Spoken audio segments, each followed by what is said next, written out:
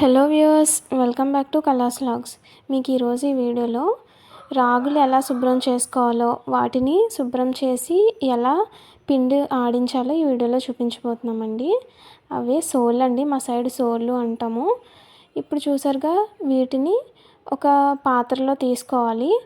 కొంచెం కడగడానికి వీలుగా ఉండేలాగా పాత్రలో వీటిని తీసుకొని వాటర్ని వేసుకొని బాగా కడగాలండి. సో చూసారుగా, వీడియోని అయితే ఎక్కడ స్కిప్ చేయకుండా చూడండి. సో అప్పుడే చక్కగా నీట్గా క్లీన్ చేసుకోగలుగుతారు మీరు కూడా.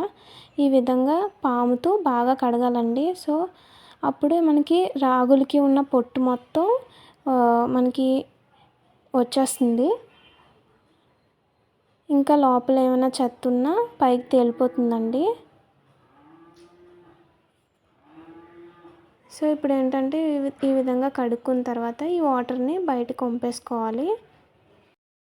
ఇలాగే ఈ పొట్టు మొత్తం పోయేంత వరకు 2-3 సార్లు బాగా కడిగేసుకోవాలి. ఆ తర్వాత మనం వీటిని గాలించాలండి. గాలిస్తే మనకి ఏంటంటే రాళ్ళు అనేవి బయటకు వచ్చేస్తాయి. ఇసుకున్నా ఏమున్నా సరే మనకి వచ్చేస్తుందండి.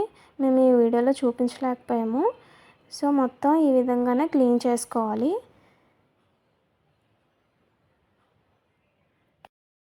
ఇక్కడ ఏంటంటే మేము ఎర్రసోలు తీసుకున్నామండి. అవైతే బాగుంటాయి.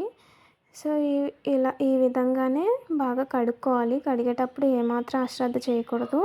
నీట్గా కడిగి గాలించాలండి. ఇసుకుపోయేంత వరకు 2-3 సార్లు గాలించాలి. సో అప్పుడే మనకి పిండి అనేది బాగా వస్తుంది.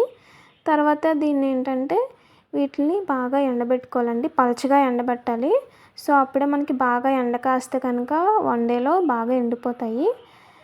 బాగా ఎండబెట్టేసుకోవాలి. సో చూసారుగా, మేము ఎండబెట్టేసుకున్నాం. మీకు చూపిస్తామండి ఎలా ఎండాయో. సో వీటినన్నింటినీ ఒక గిన్నెలోకి తీసేసుకుందాము. సో చూసారుగా, ఏమాత్రం ఎక్కడ కూడా పొట్టు లేదు. మొత్తం చక్కగా క్లీన్ అయిపోయింది కదా. ఇప్పుడు వీటిని శుభ్రం చేసుకుందామండి. ఈ విధంగా చెరిగేసుకోవాలి. సో ఇంకేమైనా ఉన్నట్లయితే అది కూడా వచ్చేస్తుంది. ఇలా క్లీన్ చేసేసుకొని ఒక క్యాన్లో వేసేసుకోవాలి. ఈ విధంగానే మొత్తం సోల్ని క్లీన్ చేసుకోవాలండి. సో ఏంటంటే మన పాతకాలంలో మన అమ్మమ్మలు ఈ విధంగానే క్లీన్ చేసి మనకి చక్కగా వండి పెట్టేవారు కదా.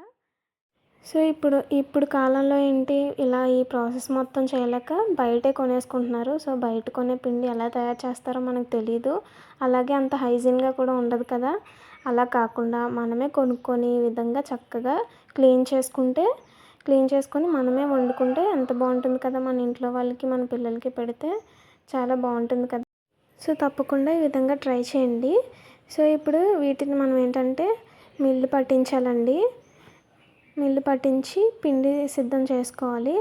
సో చూసారుగా, మిల్లు పట్టించాము. పిండి చూసారుగా ఎంత వైట్గా వచ్చిందో, చాలా చక్కగా మెత్తగా వచ్చింది. సో వీటిని జల్లించిన అవసరం కూడా లేదు. ఒక దగ్గర స్టోర్ చేసుకొని డైలీగా యూస్ చేసుకుంటే సరిపోతుంది. సో చూసారుగా ఫ్రెండ్స్, మా వీడియో మీకు నచ్చినట్లయితే లైక్ చేయండి. అలాగే మీ ఫ్రెండ్స్ అండ్ రిలేటివ్స్ కూడా షేర్ చేయండి ఫ్రెండ్స్. మా ఛానల్ని సబ్స్క్రైబ్ చేసుకోవడం మర్చిపోకండి. Thank you friends. Thank you for watching.